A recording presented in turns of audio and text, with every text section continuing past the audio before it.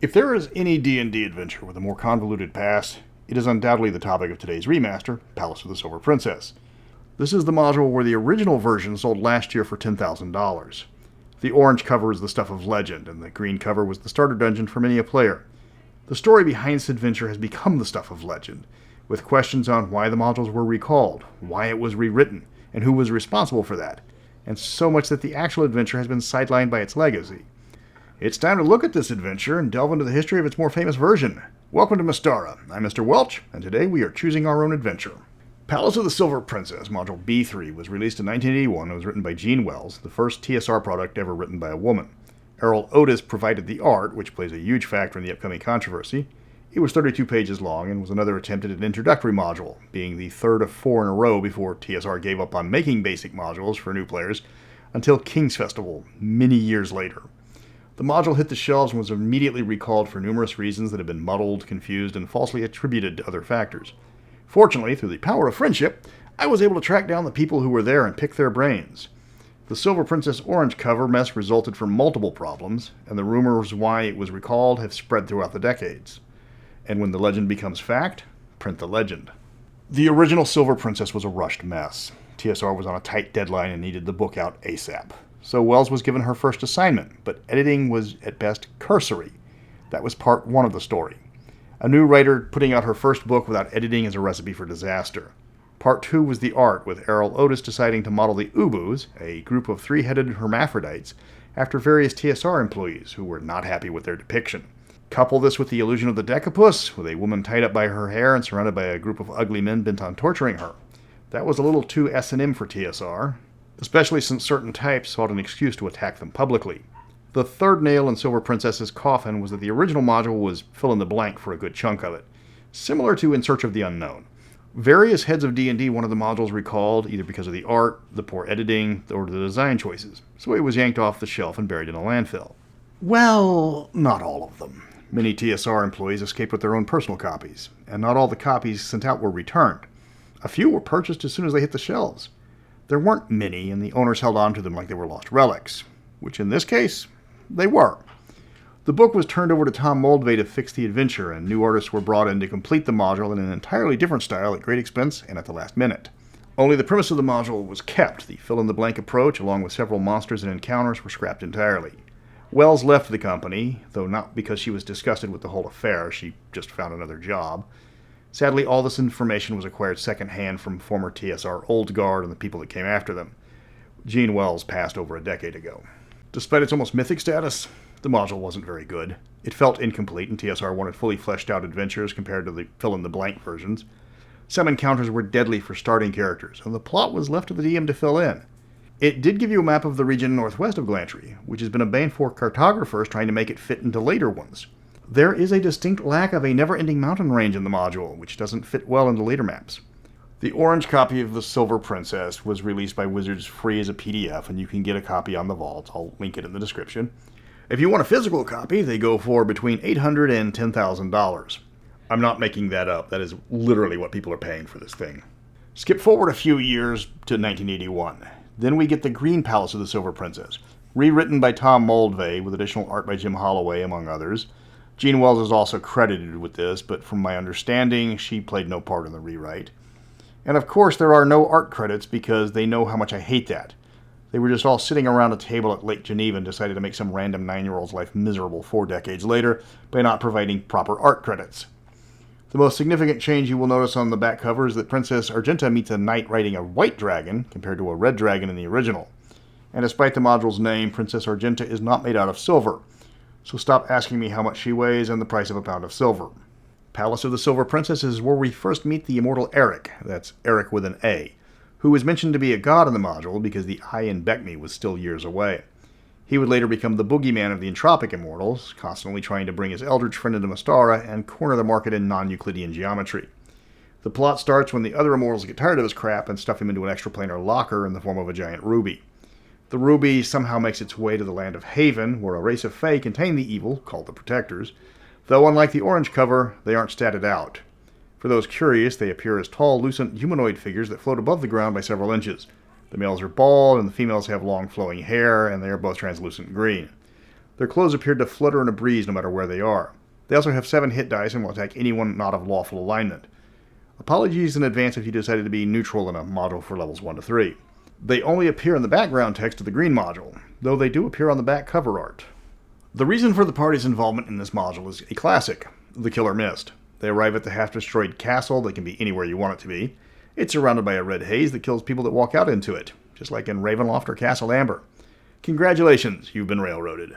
Then you get to participate in attempt number 3 in how to make an introductory module.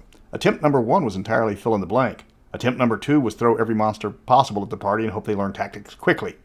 Attempt number 4 involves a module that gradually removes details from the encounters as it expects the dungeon master to fill in the missing sections. Attempt number 3 turns the adventure into a choose-your-own-adventure story, at least for the first few sections. The initial 5 pages are in the form of, here's the situation, if you want to do this, go to paragraph X or paragraph Y. It's written in the second person, so it's for the players to read and decide. This type of module design for D&D has never been used again in any other adventure that I know of, certainly not in BECME, with the exception of solo modules, which makes sense. It stands out as a very curious design and could have been the result of trying to fix this module very quickly. The intro section teaches players all about combat, turning undead, and instills a fear of traps that goes beyond what is typically expected. It can be dangerous because there's a lot of d6 damage if they choose poorly, meaning everybody but fighting types are in danger of biting it before they even get out of the introduction. If they decide to go into the red glow, it's 1d6 damage a round, which means your brand new first level character is not long for this world. Most of the combat is against giant rat, so the kid gloves are on, but you have several fights in this section. This is the most glaring and out of place part of any module I've ever seen. Even the later modules that obsess over the characters playing ancient board games like Nine Men's Morris and Talons of Night. It's meant for the players, whereas the rest of the module is designed normally. It's rather combat heavy for such a short section. Nobody I asked remembered the reason for this unique design shift. Still, a few speculated that it was trying to capitalize on the growing popularity of choose-your-own-adventure books at the time. Considering the D&D versions of those books coming down the pipe, I can't say I blame them. Still, it's jarring when you're used to running standard versions of modules. But at least it wasn't fill in the blank. Now comes the fun part, figuring out what's happening. A large chunk of block text is meant to be read to the players explaining the mission, and it's as vague as possible. It gives the legend behind Haven, telling you about the princess, and the mysterious knight that arrives mysteriously, and then something happens in a great mystery, and then the mists come. Finally, the last paragraph tells you that all of this information is being given to you by a protector through a dream.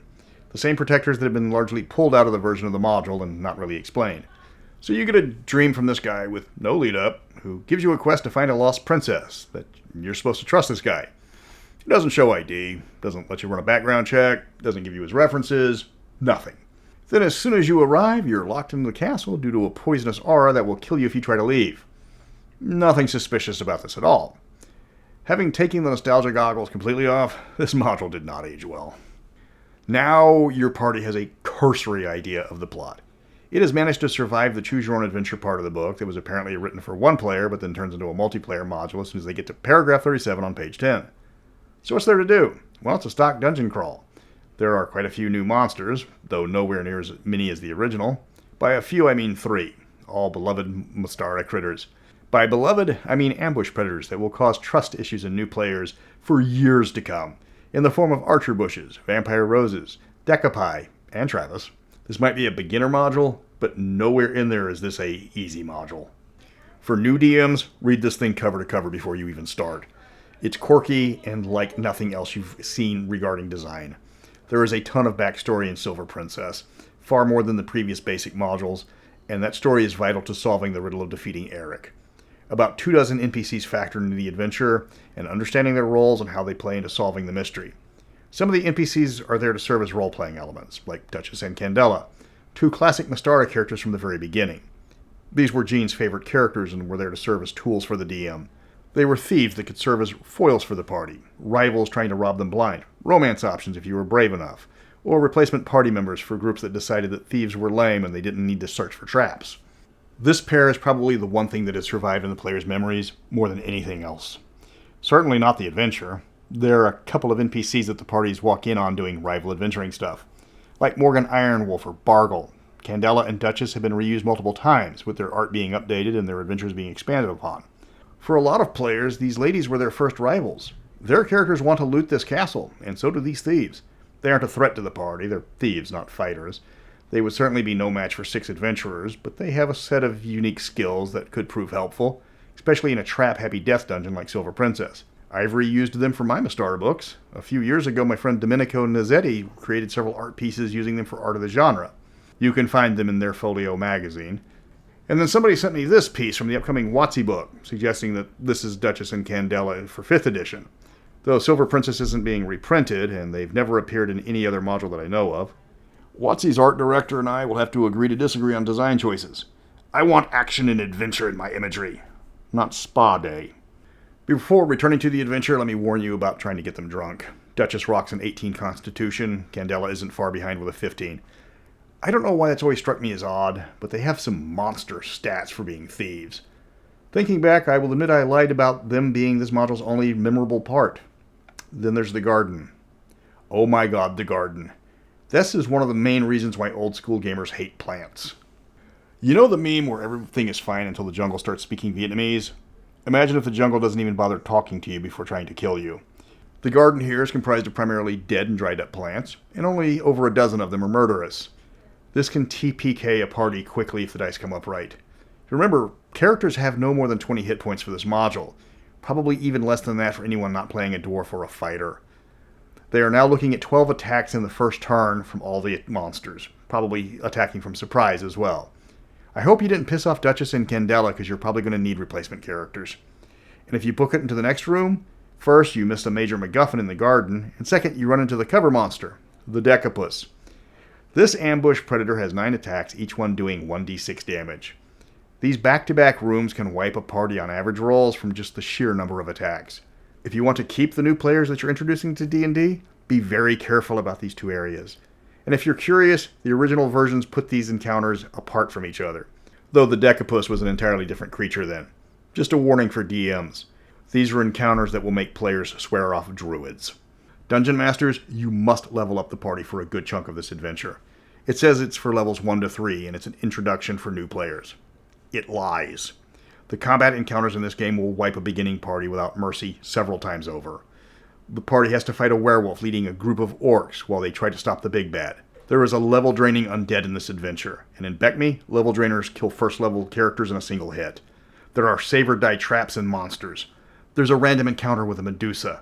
There's an insane guard named Travis who will betray the party if they give him half a chance. Okay, he's not that threatening, but when we ran this adventure for the first time, a guy named Travis played the cleric, and we might have teased him mercilessly all those decades ago. I should probably apologize, but he did get the Mace +2 when the adventure was done, so I don't want to hear about it. And there is some seriously good loot to be had here. Far more than most basic modules. There is some seriously good loot to be had here. Far more than most basic modules. Moldvase sprinkled several powerful magic items around the dungeon, which were pretty hefty for a basic module. A +2 throwing knife might not sound that great, but if it's your first magic item that you ever find, you will treasure it. Characters will find thousands of gold pieces scattered around the dungeon. Many magical items or components like Wolfsbane or the magic scrolls make the boss fight that much easier. That is one of the charms of the module. It is very high risk, high reward.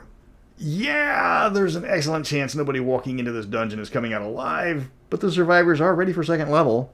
Tom Moldvay may have been trying to kill you in every other room, but at least he paid well. The Palace of the Silver Princess is a time capsule module. TSR wanted to try something new, but didn't know what they were looking for. The first module was flawed, leading to the recall. Despite claims by various people, there wasn't a single reason for the module being pulled. Gary didn't make the decision. Bloom did. Gary loved the art. He hated the fill-in-the-blank approach. The book was poorly edited. The adventure was barely functional. The art was classic Errol Otis with several inside jokes about TSR staff. And the one racy image was going to raise the hackles of the puritanical harpies that comprised the Satanic Panic. This module was doomed from the start. The green cover can be found for about $50 secondhand. There's a POD and PDF available for the vaults for far less, but you don't get the pull-away cover. The green version is almost schizophrenic in design. It switches from the second-person choose-your-own-adventure to the typical module, and that's a bit jarring. Plus, there are elements of the original orange cover that are included that weren't fleshed out very well. For a basic module, it's a meat grinder with a lot of ambushes and monsters that even third-level characters shouldn't be encountering. Where Keep on the Borderlands relied on the quantity of its monsters to threaten the party, Silver Princess went with the quality. Next remaster will be Champions of Mystara, the last box set I need to redo. Then I've got 8 more modules, and I can return to the Mad Musings. Until then, Stock up on defoliant.